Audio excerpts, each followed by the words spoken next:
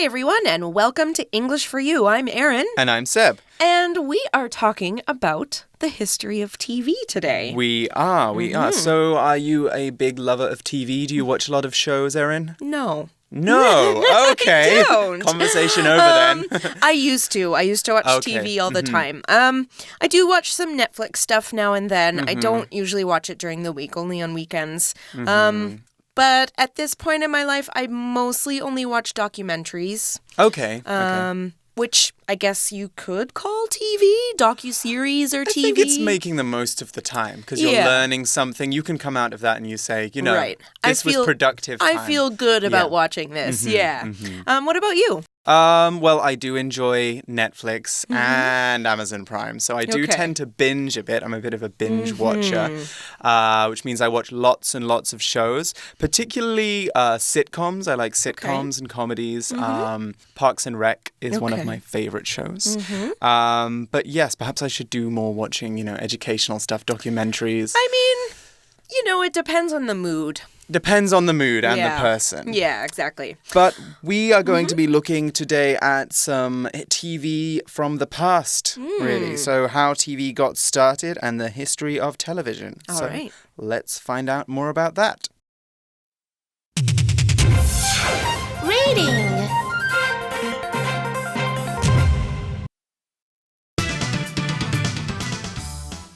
The history of television. These days, video screens are all over the place, providing us with news and entertainment. The word television, joining the root words for distance, tele, and seeing, vision, first appeared in August of 1900. Early televisions had discs that spun around while they took in images of light and movement. The black and white moving images were then sent to their screens. Electronic televisions without the discs took over in the late 1920s. Over the years, televisions improved to include color pictures and better quality in video and sound. When millions of people are watching, television can influence important events. John F. Kennedy and Richard Nixon both ran for U.S. president in 1960. The debates between them were the first to be shown on television. Kennedy looked healthy, handsome, and strong on camera. Nixon debated well, but he looked terrible because he had just been in the hospital. Kennedy was soon elected, and this event showed how television changes the way we view public figures. All right, today we are starting out our article with this line. These days, video screens are all over the place, providing us with news and entertainment. Now, of course, that is true. Basically, everywhere you look or all over the place, you might see a screen. Could be a phone, could be a computer, tablet, TV, everywhere you look. So what do we mean by all over the place? We use this long phrase to mean one simple word. Everywhere. Now, if something is all over the place, it is everywhere or in a lot of different places everywhere you look. Now, we often use this phrase to talk about something that is very common or used or done by a lot of people. For example, if I say, I'm seeing this new style of hat all over the place, what I'm saying is that a lot of different people are wearing that type of hat. Exactly. Here's another example sentence. These days, smartphones are all over the place. It seems like everyone has one. They do. In fact, I've heard that we spend a good solid portion of our lives now looking at smartphone screens and video screens in general. That doesn't surprise me. But something we are going to look at now is this grammar point. That's right. We have a grammar point in the first sentence, providing us with news and entertainment. So video screens are all over the place, providing us with news and entertainment. Take a closer look and you'll see that this sentence is made up of two parts. Video screens are all over the place and providing us with news and entertainment. Now, in the first clause, we have our subject, video screens, verb, which is are, and object, which is all over the place. But in the second clause, we only have a verb and an object. What's more, it looks like there's nothing connecting these two parts. No ands, no buts, no ifs, no anything like that. So what's up? When we have a sentence in which the subject is doing two things, either at the same time or straight after each other, we can omit the subject and the conjunction, or the connecting word, that separates these two actions. Take a look at this example. Freya ran into the room and she was waving a piece of paper. Okay, so we have the conjunction there with those two actions. We can also express that same sentence like this. Freya ran into the room waving a piece of paper. So in both examples, she's running into the room, she's waving the paper, and she's running at the same time. Here's another one. Helena pushed the woman, and Helena was shouting loudly. Helena pushed the woman, shouting loudly. Now, an important one to remember here is we need to have a comma after the end of the first clause. Why is that? Well, if we just said Helena pushed the woman shouting loudly without the comma, we would mean that Helena pushed a woman who was shouting loudly. So, see how that works? It's a little bit tricky. Even native speakers forget to put that comma in a lot. Yes. But yes, one last example. Catherine addressed the audience speaking slowly from her notes. Now, just have a think about that now and think why we need a comma after the word audience. All right, so what are the video screens actually doing when they are providing you with news and entertainment? Well, this phrase, provide A with B, is when you make something, such as B, available to someone, A, or when you give something to someone because they want it or need it. So here in the article, we're saying that video screens give us news and entertainment. So they provide video screens provide us with B. So news and entertainment is A, video screens is B. B. Right. Wait, yes. I'm confusing myself. All right. What we're saying is that the video screens give us news and entertainment. Exactly. All right. Okay. Here's another example. Games can provide children with a fun way to learn new subjects. Now, in this sentence, games can give children a fun way to learn something new. That's what we're saying there. Yes. Tricky little phrase there. Yes. But what are they giving them? They are giving them entertainment, and that is a noun. It's something that we watch, listen to, or enjoy to help ourselves relax. So television is a form of entertainment, of course, because it's a nice, relaxing thing that we do to wind down at the end of the day. You never have to make any effort to watch television. Often entertainment is associated with music, videos, TV. We talk about the entertainment industry a lot, and that means all the companies that make TV shows, movies, music albums, all of that. Right. Okay, so we need to get into the history here. We've finished talking about the first sentence. Right. All right, let's go on and say the word television, joining the root words for distance, and we see in brackets there, that's tele, and seeing, in brackets we see vision, first appeared in August of 1900. Okay, so what we should talk about first here is what a root word is. Now, a root word is the original word in a language that later leads to a modern word. So the root tele, T-E-L-E, is Greek, and the root vision, V-I-S-I-O-N, is from Latin. Now, a lot of our modern words today actually come from putting two of these ancient root words together. Yeah, there's a lot of them, aren't there? There's English takes a lot of words from different parts of the world. You have like bungalow, a house with one story, comes from a Hindi word. Zombie is actually an African word. There's lots. So if you take a look at English, you can find lots of interesting stories behind all of them. Right. Which is still surprising even now. Anyway, back on into our third sentence. Yeah. And early televisions had discs that spun around while they took in images of light and movement. Okay, so a disc, that's a noun, and a disc is any round, flat object that is shaped like a plate. Okay. So if you remember DVDs, that's what we used to use to watch movies before Netflix and Amazon came along. Those are a great example of discs. In fact, DVD stands for digital video disc, which is not something you need to remember. No. I had to look that one up. But CDs are another example, and one that you might remember. Those are what we used to listen to music on before Spotify and iTunes. Right. Oh, I'm starting to feel old saying this.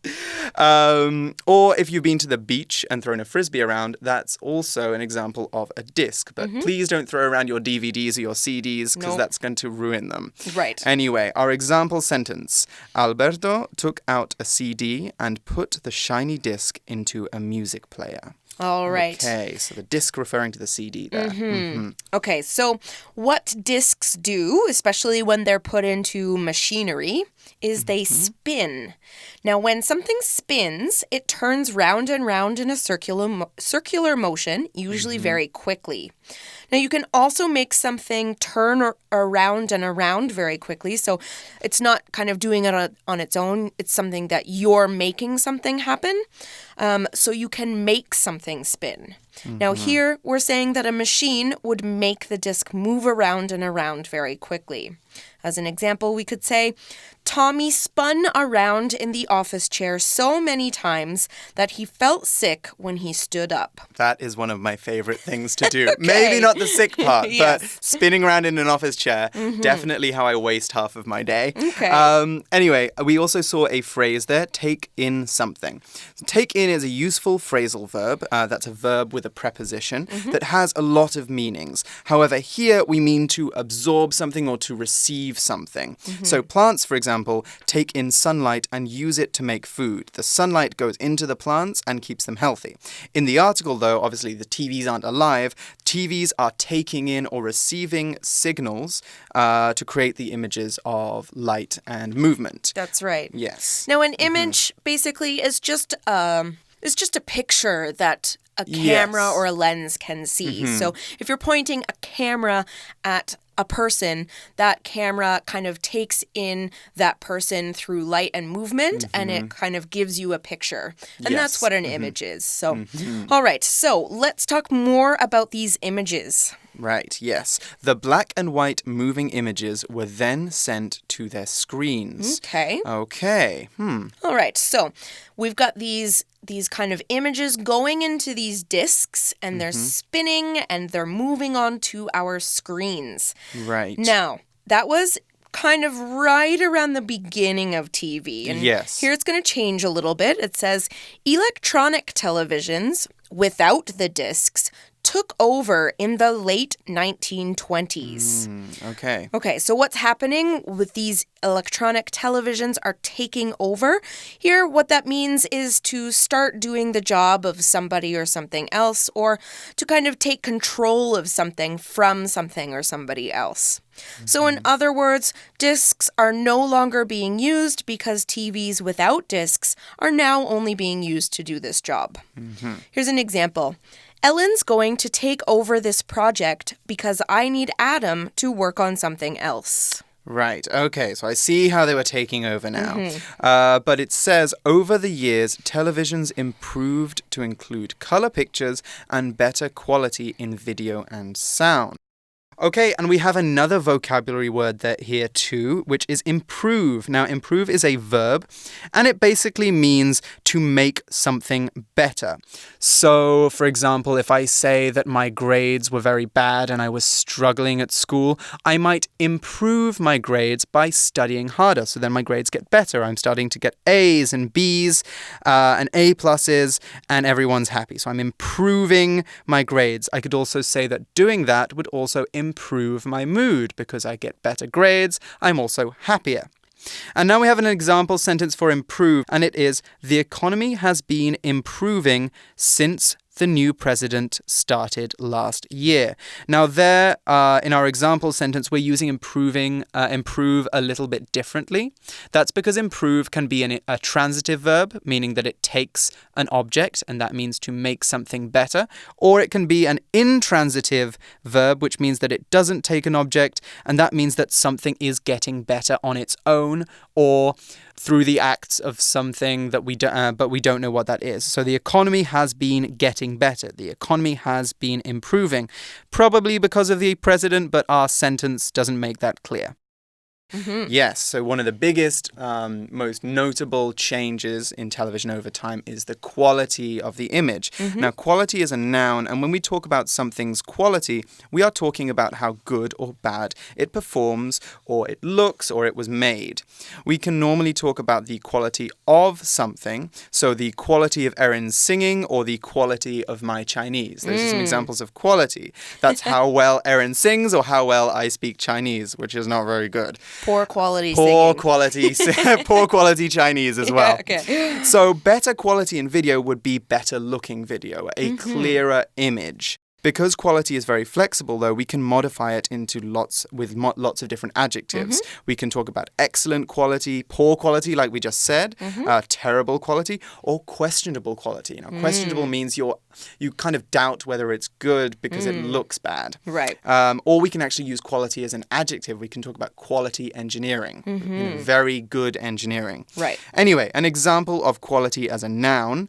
The quality of Susie's dancing was so good that everyone else at the party stopped what they were doing to watch her. Wow. Wow. Great dancer. All right, so it says here in our article, when millions of people are watching, television can influence important events. Now, here we use the phrase millions of, which basically is, we're talking about the number million, and that is a 1 with 6 zeros. And when we use the phrase millions of, we're kind of talking about something such as objects or people that there are more than a million of. Okay, so sometimes, like kind of here in the article, we're talking about the actual number in the millions. For example, millions of people can be watching TV at the same time. Actually, probably even billions. Billions now, yeah. Now, we sometimes use this phrase in a way that is not always literally true, like it is here. For example, if I said, Sebastian is so popular, he has millions of friends. Oh, well, that one might be true. Now, using this phrase this way just shows that Sebastian has a lot of friends, and we use it to sort of emphasize how popular he is. But does he actually have 1 million friends? Maybe, but we're probably going to go on the likely not. Yeah, maybe 1 million Facebook friends. Okay. Real friends, I'm not so sure. Not so sure. Yeah, that's a lot of names to remember. Okay. Yeah. Anyway, some very popular people that went on TV, or unpopular actually, depending on your leanings, appear in this next sentence. John F. Kennedy and Richard Nixon both ran for U.S. president in 1960. Okay, so that was a very big election, and it was very important for one particular reason, which I think we're going to find out in the next sentence. That's right. So the reason that it's important is because of what happened with television. It says the debates between them were the first to be shown on television. Now, a debate is a formal talk in which 2 or more people say their opinions on certain issues and how they might be right or wrong about their ideas. Now, this is often done in elections when 2 people who want to be president talk about their ideas so that voters can know what each person believes. Now, if they agree with one person's ideas that they hear in this debate more than the other person, they will probably vote for the person that they agree with. Here's an example. We heard lots of good ideas at the debate today, but I still don't know who I agree with. And debates are a very big part of U.S. politics, especially, right? They happen quite a bit. Yes, and all the big TV channels cover them. But one of the interesting things about this debate was the presentation of the candidates, or how they looked. So the article says that Kennedy looked healthy, handsome, and strong on camera. But what about Nixon? Well, it says here, Nixon debated well, but he looked terrible because he had just been in the hospital. All right, now here you see that we use the word debate as a verb as well, like we did in that sentence. Now, when you use it as a verb, it means to make arguments or give opinions during a debate, such as during the debate, Mandy debated the positive side of wearing uniforms and Doug debated the negative side. Okay, that's a good one. That's a good one. One interesting thing about this Kennedy-Nixon story, though, is Yes, he had been in the hospital. Right. But he didn't want to wear makeup. When you go on television, you have to wear some makeup to make you look good. Right. But Nixon said that makeup was for women, so he didn't want to wear it. And as a result, he looked like a ghost when he went on the show. Interesting. So, yeah, put your pride aside. Yes. Anyway, the article goes on, Kennedy was soon elected, and this event showed how television changes the way we view public figures. So Kennedy was soon elected. Now, elect is a verb, and when we elect someone, we choose them to do an important job. In many countries, such as Taiwan, the US, and the UK, the public, that's everybody in general, elect their leaders. Tsai Ing-wen, for example, was elected in 2016 because more people wanted her to be president than her competitor, Eric Chu. Now, we have other words we can use which are similar to elect. We can talk about nominating someone or nominating someone to do something. And that is to suggest someone for an important job, an award, or a position. So in order to win an Oscar or a Golden Horse Award, for example, you have to be nominated first. Right. So one last example with elect, and it's one about the former president, Barack Obama. Barack Obama was elected in 2008, becoming the US's first black president. Okay, and we have another bit of vocab in there, so I'm not going to finish talking just yet. Figure. Now, figure is a noun, and a figure is a person that lots of people know or look up to. Normally, we put this word together with the word public, so a public figure. That is another way of saying celebrity, basically, someone who's very famous or very well known. Now, we can also talk about the figure of a person. That is the shape of a person or the type of body that someone has. Or we could also talk about an action figure. So that is a toy that looks like a superhero or someone famous, like Spider-Man, for example. Right. Our example sentence for figure is hundreds of public figures spoke out against the president after he was caught breaking the law. Okay, don't think that one's about Barack Obama. No. All right, just before we end, a quick note about the word figure is that it has a couple of different pronunciations. So yes. I pronounce it as figure, whereas you pronounce it as figure. Yes. Both are correct. I think yours is more of a UK kind of pronunciation. More of a British thing. Right. Yes. All right. So just so you know, you can say it both ways. Both are correct. The more North American way is to add the U sound to the word figure. All right. Well, we have finished talking about TV for today, but we do have more to talk about, so don't go away just yet. For You Chat. All right, our For You Chat question today. When has watching something on television helped you make a decision, and what happened then? Oh, well, okay, there was a time when television really influenced me with a decision about my own life. Do you remember the TV chef Jamie Oliver? I do. Yes, okay, so about 10 years ago, he was doing a lot of different shows about the food industry and healthy school lunches and where we get our food from. And he did one show about chickens, about a kind of chicken farming which is called battery farming, which is where they put lots and lots of chickens in very small spaces, kind of like a big factory, and they just produce eggs and eggs and eggs. Right. It was a very difficult TV show to watch. Yes, I can imagine. It makes you feel very sad about chicken and how eggs and chickens are raised and produced. So shortly after that, I stopped eating chicken because I couldn't stop thinking about the show. And then I ended up becoming vegetarian. Okay. So that was probably a big thing that influenced me from TV. Yeah. I would assume that that's actually influenced a lot of people to give up eating meat. I tend to avoid those videos. I like eating meat, and I kind of have to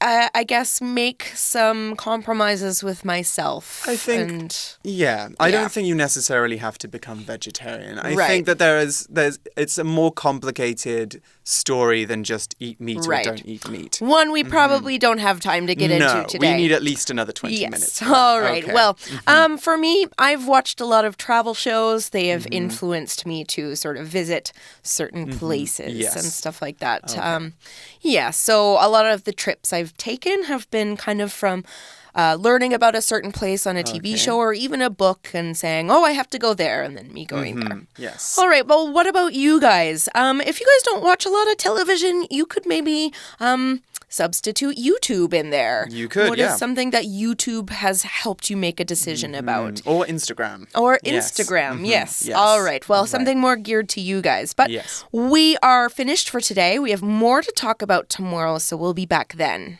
For English for You, I'm Erin. And I'm Seb. Bye-bye. Bye-bye. The history of television.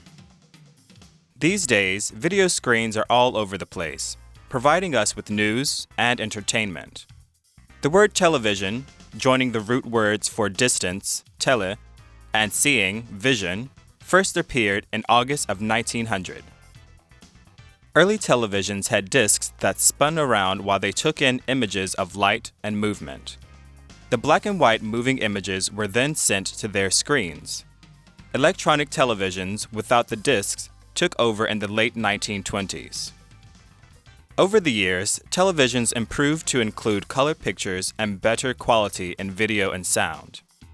When millions of people are watching, television can influence important events. John F. Kennedy and Richard Nixon both ran for U.S. president in 1960.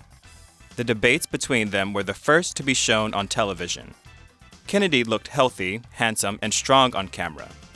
Nixon debated well, but he looked terrible because he had just been in the hospital. Kennedy was soon elected, and this event showed how television changes the way we view public figures.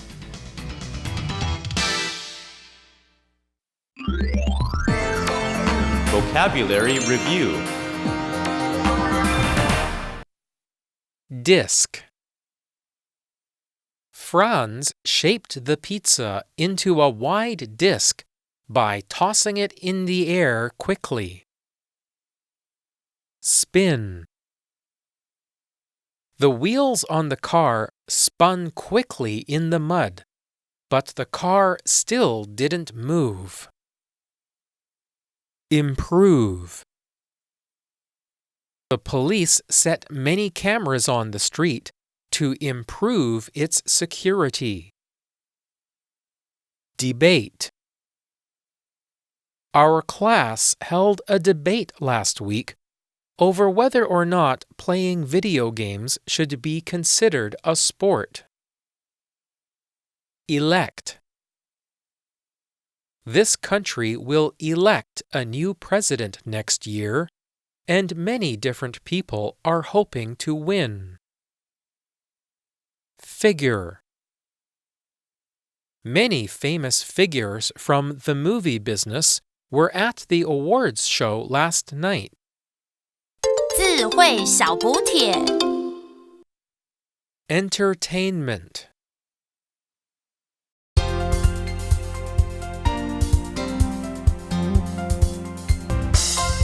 以上节目是由活用空中美语制作，活用空中美语杂志，请洽询全国各大书店。